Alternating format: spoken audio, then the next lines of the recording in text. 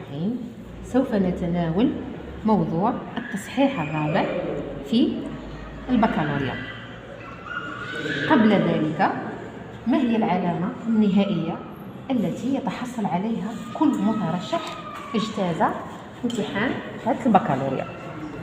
تنطلق ولا تعطى انطلاقا من التصحيح الأول ثم التصحيح الثاني. التصحيح: فرضا مترشح حاز على علامة 12 في مادة العلوم الطبيعية في التصحيح الأول، في التصحيح الثاني حاز على العلامة 13. ننظر إلى الفارق بينهما. الفارق 1. في المواد العلمية الفارق المعتمد هو 3.5 حتى نمر إلى التصحيح الثالث. بما أن الفارق هنا 1 أقل من 3.5، فإن الورقة لا تمر إلى التصحيح الثالث، والعلامة هي المتوسط الحسابي بينهما. 12 زائد 13 هي 25 قسمة 2. إذن العلامة التي يتحصل عليها التلميذ هي 12.5 من 20. هذه النقطة النهائية في امتحان البكالوريا لهذا المترشح. أما في حالة كان المترشح آخر حصل على علامة مثلا 15 في التصحيح الأول، وفي التصحيح الثاني أعطيت له 10، نلاحظ هنا الفارق اجتاز 3.5 المعتمدة حتى تمر الورقة للتصحيح الثالث. الفارق هو 5 نقاط، 5 أكبر من 3.5، مباشرة تمر الورقة إلى التصحيح الثالث. فرضا أن المصحح الثالث أعطى العلامة 14. هنا ماذا يحدث؟ تؤخذ علامة التصحيح الأقرب، 14 قريبة إلى 15، تلغى هذه العلامة. والعلامة النهائية لهذا المترشح هي 14 زائد 15 29 قسمة 2 هي 14.5. هذه هي النقطة النهائية لهذا المترشح الآخر في البكالوريا. إذن خلاصة القول: سواء الورقة مرت للتصحيح الثالث أو لم تمر، في كلتا الحالتين هناك نقطة نهائية للتلميذ. هذه هي العلامة النهائية. الآن متى تمر هذه الورقة إلى التصحيح الرابع؟ سوف ننظر إلى العلامة أي النقطة النهائية في تصحيح البكالوريا وتقارن مع الملف الرقمي للتلميذ، أي مع المراقبة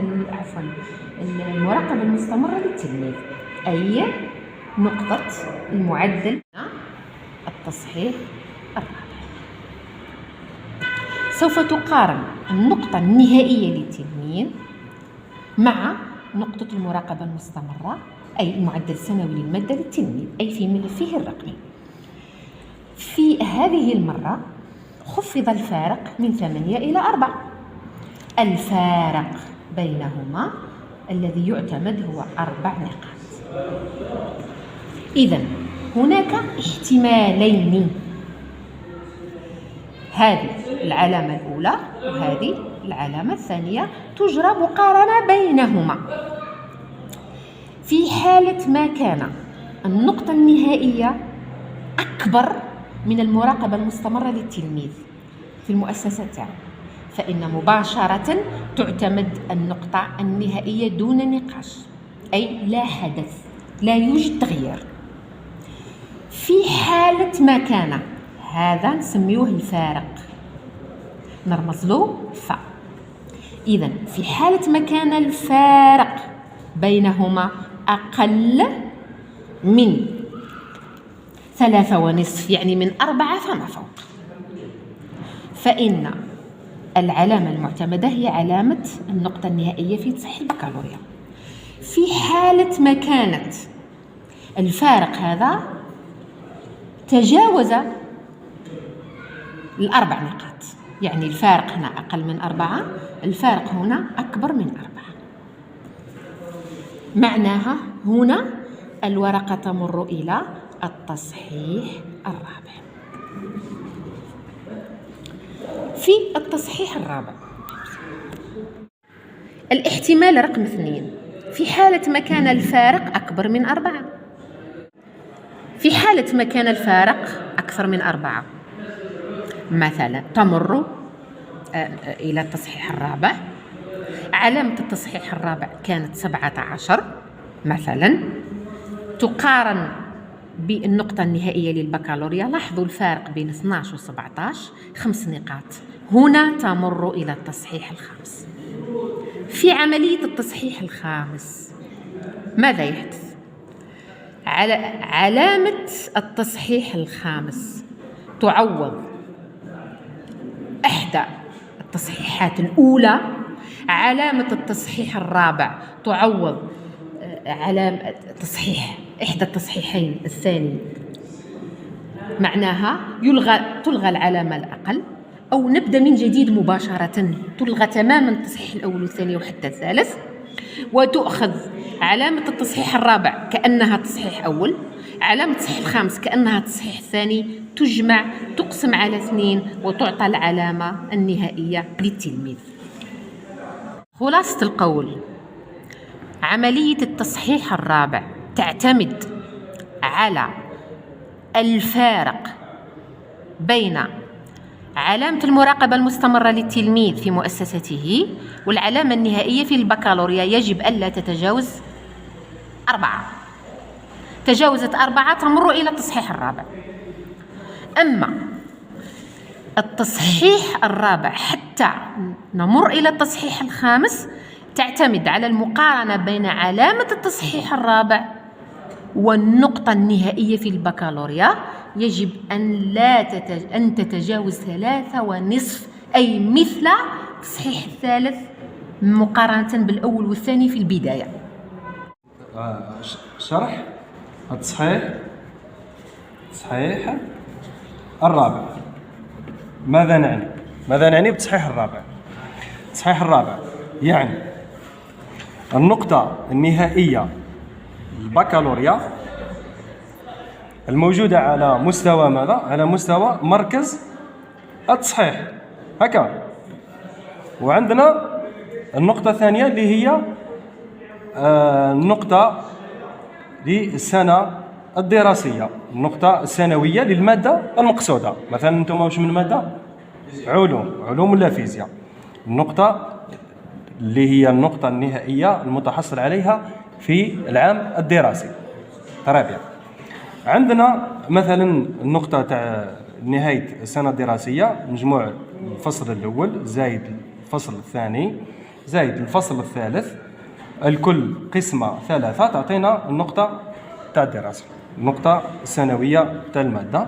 وعندنا نقطة تاع البكالوريا. إذا كانت مثلا عندنا هنا مثلا متحصل على معدل 12، هنا في النقطة تاع البكالوريا فرضا عنده 7.5، هنا وش يصرى؟ هنا راح يخرج لنا في التصحيح الرابع. إذا الحالة تاع هذا الطالب هذا راح تخرج لنا في التصحيح الرابع. في التصحيح الرابع واش نديرو؟ نهزو هذه الحالة هذه نصحوها المرة الأولى اللي هي التصحيح الرابع. إذا كانت النقطة تاع التصحيح الرابع أقل، إذا كانت النقطة تاع التصحيح الرابع أقل تماما ولا أقل من أو يساوي النقطة تاع البكالوريا، عنده في التصحيح الرابع مثلا 6، شكون هي المليحة لهنا؟ النقطة تاع البكالوريا هي أحسن من النقطة تاع التصحيح الرابع. إذن هنا لا تغيير، تبقى النقطة تاع البكالوريا اللي هي 7.5. الحالة الثانية إذا كانت النقطة النهائية تاع البكالوريا ناقص تصحيح الرابع، واش تعطينا؟ تكون 3.5 أو أقل من أو يساوي 3.5. هنا واش راح نديرو؟ هنا راح نهزو النقطة تاع التصحيح الرابع، نعوضوها يا إما في التصحيح الأول ولا في التصحيح الثاني. نشوفوا النقطة الصغيرة فيهم ونهزوها ونعوضوها يا في التصحيح الأول يا في التصحيح الثاني. مثلا عنده 7.5 في البكالوريا، ودا مثلا 9 في التصحيح الرابع. هنا واش راح دير النقطة هذه تاع 9؟ يا إما تعوض لنا التصحيح الأول يا إما تعوض لنا التصحيح الثاني. النقطة الأقل فيهم مثلا هنا 7.5، ستادير مثلا قادر تكون لهنا عنده 7 وهنا عنده 8 هكا. 7 و8 قداش؟ الوسطية ما بيناتهم، المعدل ما بيناتهم اللي هي 7.5. إذا تحصل على العلامة 9 في التصحيح الرابع، إذن وين هذه نعوضوا اللي فيها 7 ولا اللي فيها 8؟ اللي فيها 7. قداش تولي؟ تولي عندنا 9 و8. 9 و8 النقطة الوسطية ما بيناتهم وش هي؟ اللي هي 8.5. إذن هنا في عوض ما يودي 7.5 يولي يدي 8.5. هذه الحالة الثانية. الحالة الثالثة إذا كان الفارق كبير اللي يفوت 3.5، مثلا في التصحيح الرابع لقينا باللي الطالب هذا من 7.5 يدي فرضا يدي 11. إذن 11 ناقص 7.5 قداش تعطينا؟ تعطينا 4 نقاط ونص. 4 نقاط ونص، الفرق هو 4 نقاط ونص. إذن هذه الحالة هذه تزيد تفوت لتصحيح آخر اللي هو تصحيح 5. التصحيح الخامس راح نعطيو له، نلقاو مثلا التلميذ هذا يولي يدي مثلا 10. إذن 10 شكون تعوض؟ تعوض 7 و11 تعوض 8. إذن يولي عنده 10 في التصحيح الأول وفي التصحيح الثاني عنده 11. إذن 10 و11، إذن النقطة الوسطية هي 10.5. إذن في عوض ما يدي الطالب 7.5 يولي يدي 10.5. هذا هو المغزى من التصحيح الرابع. والسلام عليكم ورحمة الله.